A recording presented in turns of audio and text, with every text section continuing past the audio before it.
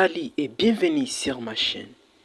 Et si un virus presque oublié revenait sur les devants de la scène, un virus qui n'avait pas fait parler de lui depuis des décennies, mais qui aujourd'hui pourrait nous concerner plus qu'on ne le pense, le virus de la variole des singes.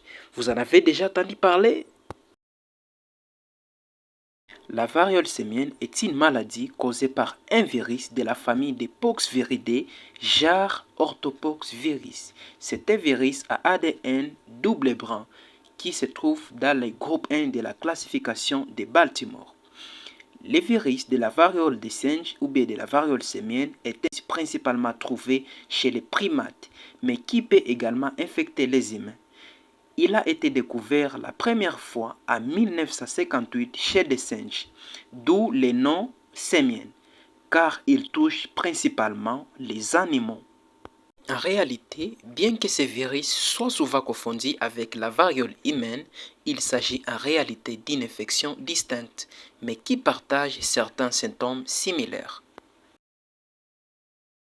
Parmi les symptômes, nous avons la fièvre, les douleurs musculaires, des éruptions cutanées qui évoluent en boutons puis en croûte.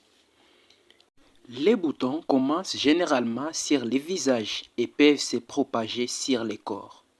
Bien que cette maladie ne soit généralement pas mortelle, elle peut entraîner de graves complications, surtout chez les personnes dont le système immunitaire est affaibli, notamment les bébés, nous avons les vieillards et également les personnes qui sont atteintes de maladies qui causent l'immunodépression, comme par exemple le VIH.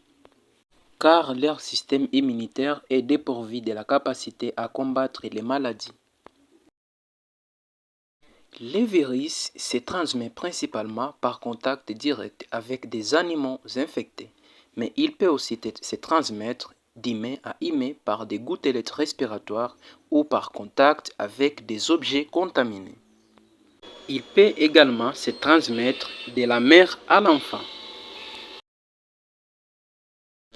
Alors, bien que la variole des singes soit moins médiatisée que d'autres virus, elle reste un sujet de préoccupation pour les chercheurs et les autorités sanitaires, notamment à cause de son potentiel à se propager rapidement.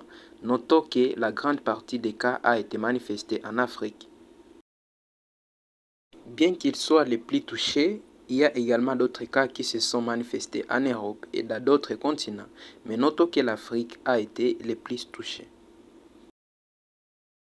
C'était le 14 septembre 2024 que l'Organisation mondiale de la santé (OMS) a officiellement préqualifié le vaccin MVA-BN pour lutter contre le Mpox. Néanmoins, les mesures d'hygiène ne devraient pas être négligées. C'est notamment se laver les mains, isoler les malades à l'hôpital ou à la maison, éviter les contacts avec les malades, les cas suspects et leurs objets souillés, éviter la manipulation des rongeurs et porter un équipement de protection individuelle pour se protéger.